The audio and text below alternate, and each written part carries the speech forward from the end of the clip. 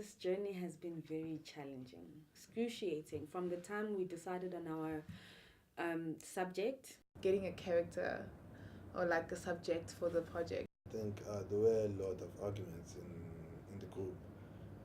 First of all, from actually choosing a subject to actually the end of the project to the end. I mean, I remember I was sitting there in the foyer and like thinking of interesting people to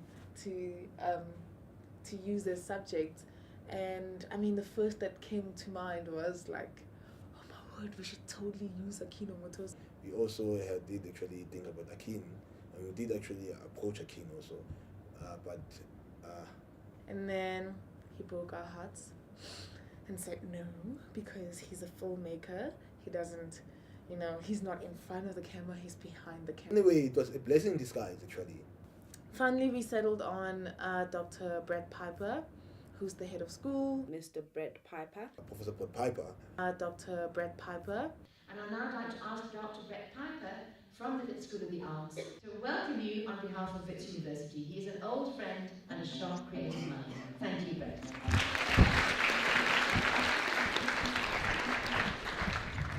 Thank you, Ingrid, and hello everyone.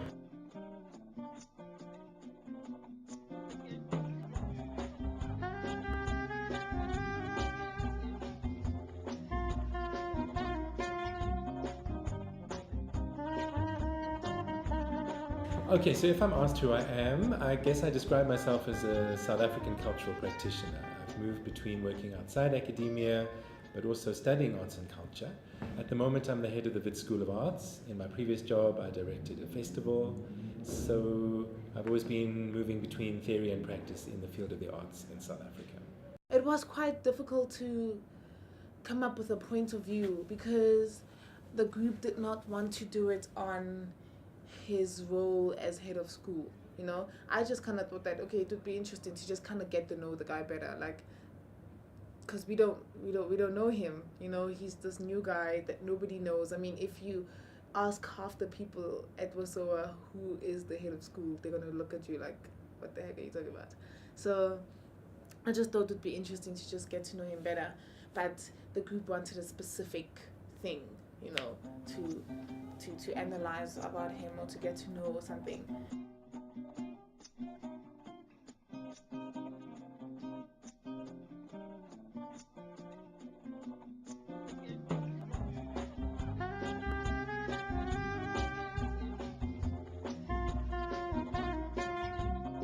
Well, when I was approached, I of course realized that it was part of your learning and it would be nice to support that. Interesting to be asked to sort of foreground my role. Often the roles that I've played have been in supporting the work of artists. So I've often worked in the same way that theatre technicians or music technicians work backstage, really to enable things to happen. I don't see myself as a celebrity in my own context, but of course in the context of teaching, working with students is something I really enjoy and would like to support.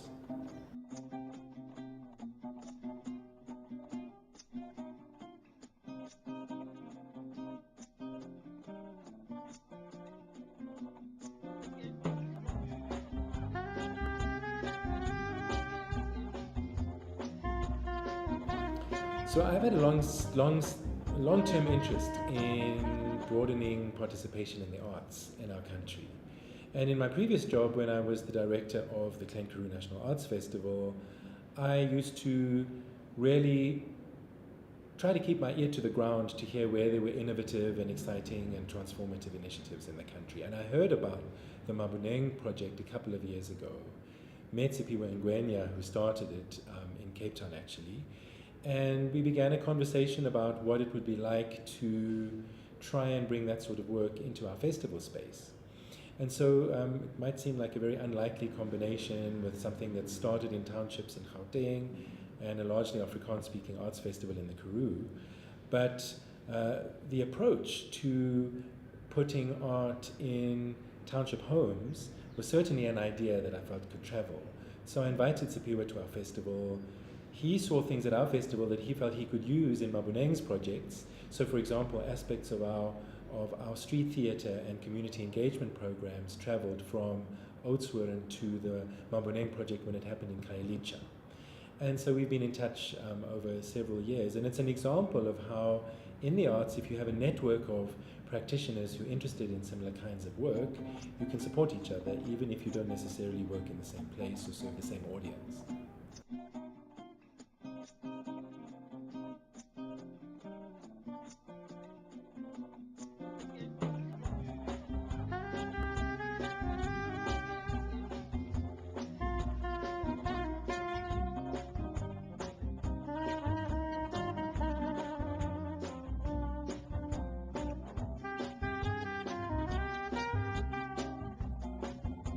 Experience at Alex when we went for the Maboneng, the real Maboneng stuff.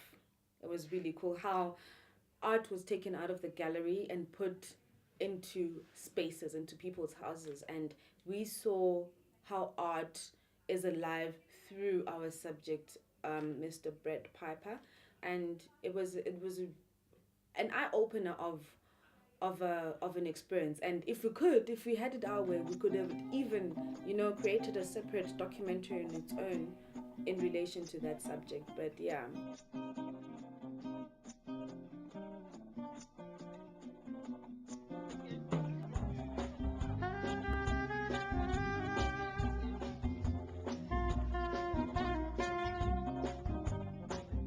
Outing to the Orbit, which I didn't go to because I had a rehearsal. Yes, I was rehearsing for something, and so I couldn't go to the Orbit. But from what I hear, they had a good time and they really enjoyed it. And I mean, the footage was really nice and stuff.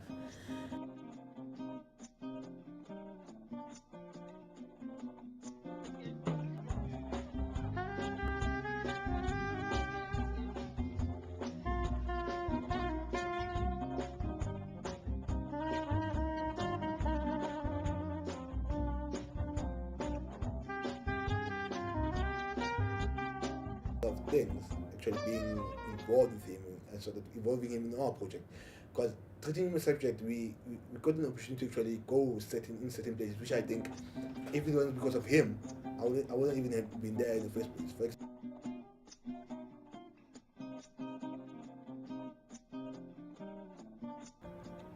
Well, obviously, being in the audience at a performance, one's not accustomed to having a camera on one is accustomed to directing one's attention to the stage. And I think it was a good lesson because in many ways, when we arrived and you wanted to use extra lighting, the venue manager said, no ways, it's going to actually influence the experience of the audience. And it's one of the challenges actually of documentary or even art photography and film in spaces where we actually enter in that have their own social and aesthetic dynamics.